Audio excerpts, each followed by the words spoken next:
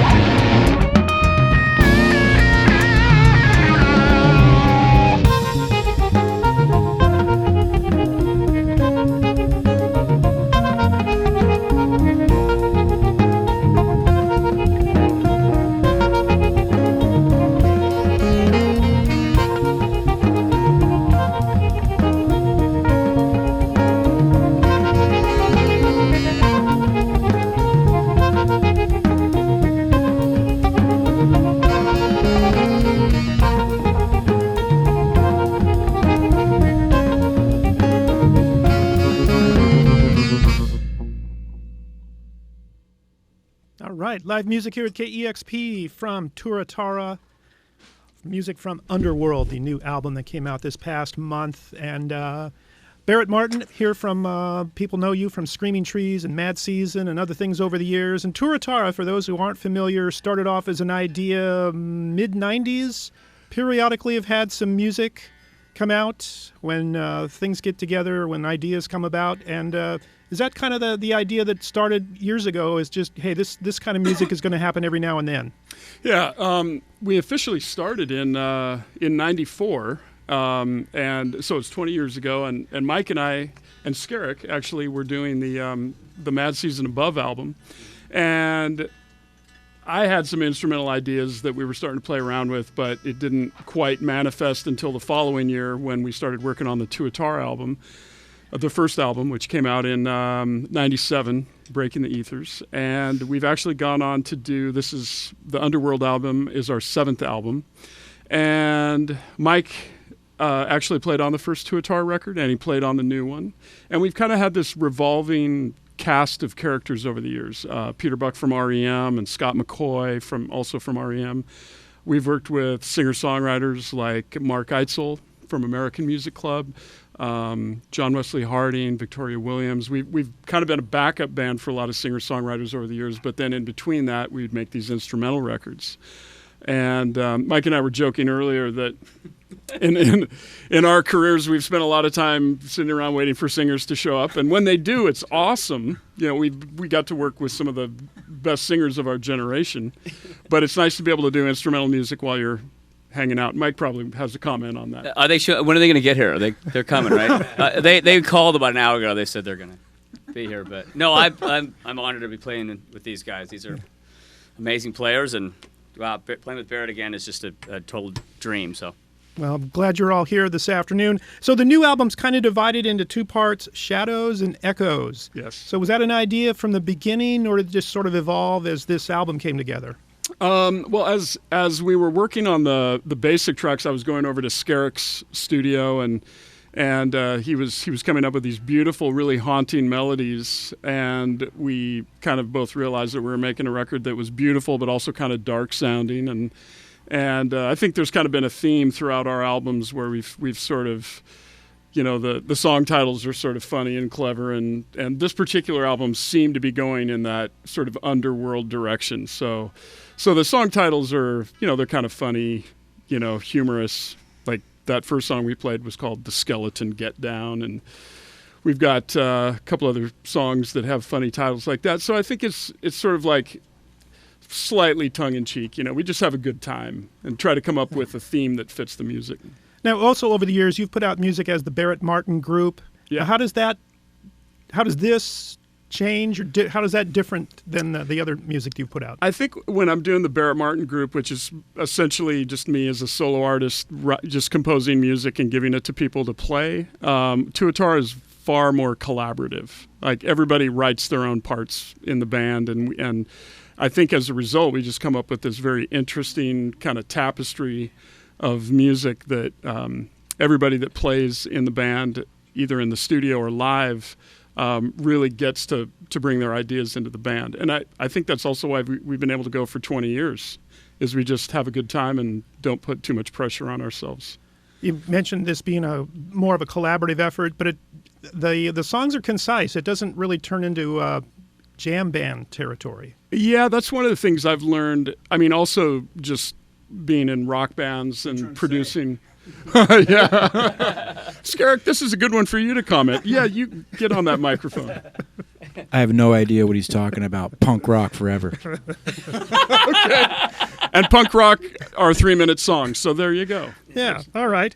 And also you mentioned live shows. You do have one coming up next month at the Sea Monster Lounge, Saturday, November 22nd. Yeah. And so that's pretty good. I'm sure that, you know, logistics and other things going on, you'd like to do more live shows, but that's a bit more difficult. Well, we're going to start by playing the Sea Monster Lounge, which I think is one of the finest jazz and just any kind of nightclub. It's a great place. They just remodeled it, so it's about twice as big, and it's run by really cool people. So we thought that'd be a good place to do our first show in, you know, many years. And we probably will do a small amount of touring. And in the past, we've been asked to do things like film festivals, and so we're just keeping ourselves open to all possibilities. Yeah. Basically, just having a good time. Good. I also noticed, are you still writing for, you've written some pieces for Huffington Post. Is that still going on? Yeah, I actually have. I've written 4 essays for Huffington Post, basically around music and culture. And I have 2 new ones that are about to be published. One of them is about touring in Europe in the 21st century, which is very different from when we started in the 80s. But I try to write with a sense of humor and also kind of an observation on culture and people and the music that comes out of them. Those are great articles. All right. Tuatara live here at KEXP. You ready for more music? Yeah. All right, this next one is called Snake Charmer, and Skerrick wrote this one. It's based on a really cool Ethiopian scale, and the soloist is Andy Coe on guitar.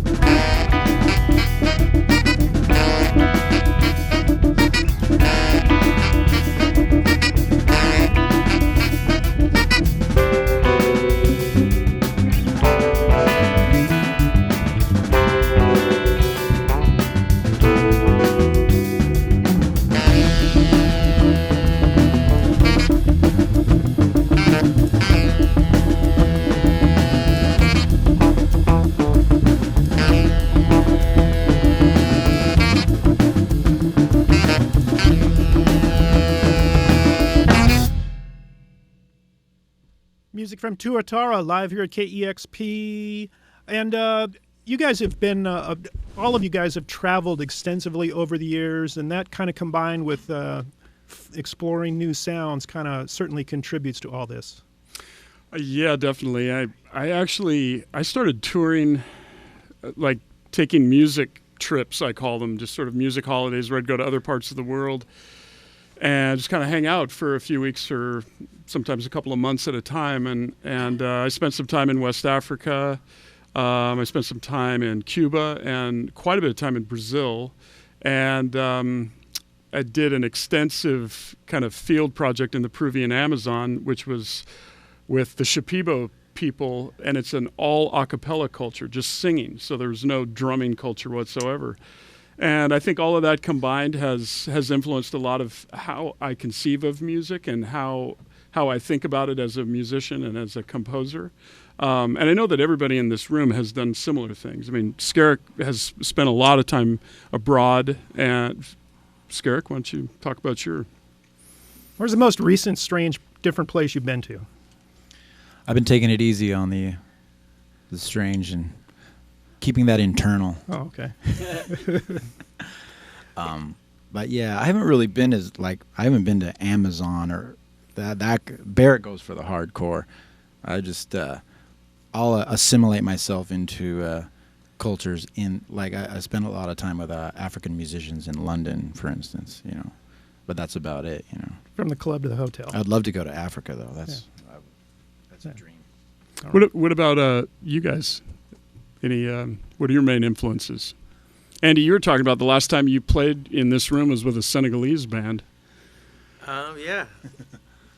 I've studied a lot of West African music and gotten the chance to study music over in Ghana for a period of time, and totally reconfigured my whole concept of music and rhythm, which was pretty amazing. Try to apply that to the guitar, or the drum, I guess. I know that Steve actually played in Dylan Carlson's Earth for a period of time, so that's somewhat of a otherworldly experience. Yeah, and Sun. For sure. Yeah, they both influenced me. Maybe not as exotic as Africa, but as far away from where I had been, for sure. And can I praise this man over here, Evan Fleury Barnes, who's just an exceptional upright bassist, and he composes for orchestras, and he plays in an amazing jazz group called Industrial Revelation. And please, anything I've left out there that you're working on? Project of my own called Infinity Upright, with Andi and Skerrick, and a crew called Bandalabra, a group called The Teaching, and then a whole host of other stuff. Yeah. All right. A lot of music going on in this room. Underworld is the new album by Tuatara, and I think you guys got one more. Yeah, I've got one more song. Actually, this is based on a Nigerian Afrobeat that I learned from Tony Allen, the great drummer for Fela Kuti. But we're calling this one the Gremlin Chain Gang, and it features Steve Moore on the keyboard solo.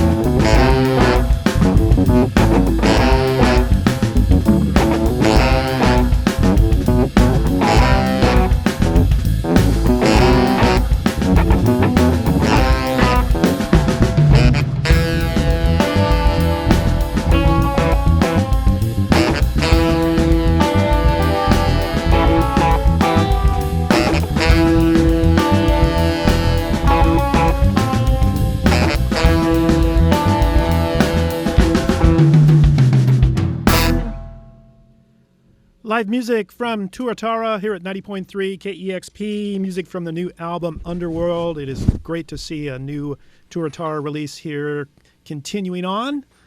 Wonderful. Thank you all for being here this afternoon, and a big thank you to our engineer, Kevin Suggs. Yeah, Kevin. Yeah. 90.3 KEXP, Seattle.